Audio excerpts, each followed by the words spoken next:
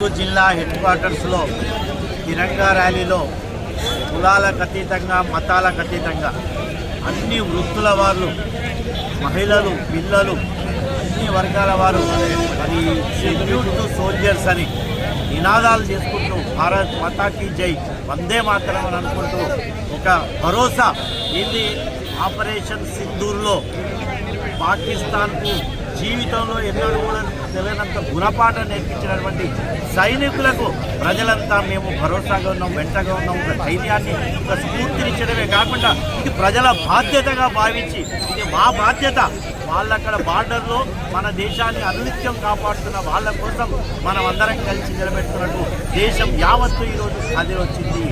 All political parties, ఏ మతానికి సంబంధం లేదు, ఏ కులానికి సంబంధం లేదు, ప్రతి ఒక్క వర్గం కూడా దీంట్లో పార్టిసిపేట్ చేసిందంటేనే ఈరోజు పాకిస్తాన్కు ఒక గుడ్ సిగ్నల్ ఇస్తున్నాం.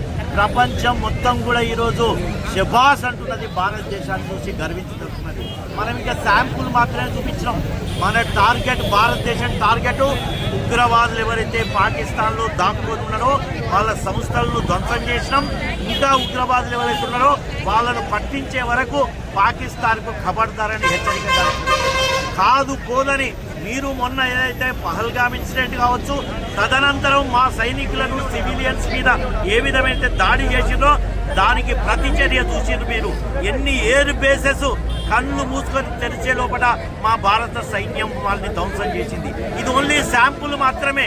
మీరు ఇంకా కూడా బుద్ధి తెచ్చుకోకుండా ఇంకా కూడా దుందుడుకు చర్యలు ఇదే విధంగా ఉగ్రవాదాన్ని ప్రోత్సహిస్తాం, లేకపోతే సివిలియన్స్ను టార్గెట్ చేస్తాం అంటే మాత్రం ప్రపంచంలోనే పాకిస్తాను మ్యాప్లో లేకుండా చేస్తారు మా సైన్యం. అగ్ని ఏదైతే ఆకాష్ తీర్ను జస్ట్ ప్రయోగించగానే పాకిస్తాన్ ఆగమాగమైంది. మన రఫేల్ జెట్స్ రఫాడిచ్చినాయి వాళ్ళను. ఇవి అన్ని శాంపుల్స్ మధ్య ఇంకా బ్రహ్మోస్ మన యొక్క అస్త్రాలు, నువ్వేదో న్యూక్లియర్ యుద్ధం చేస్తామని భయపట్టినావు. ఎవ్వడు కూడా దాని గురించి పట్టించుకోలేదు. నీ యొక్క ప్రధానమంత్రి, నీ సైనిక అధ్యక్షుడు బంపర్లో దాచుకున్నాడంటేనే ఇక మీ యొక్క శక్తి ఏందో తెలిసిపోయింది ప్రపంచం మొత్తం కూడా.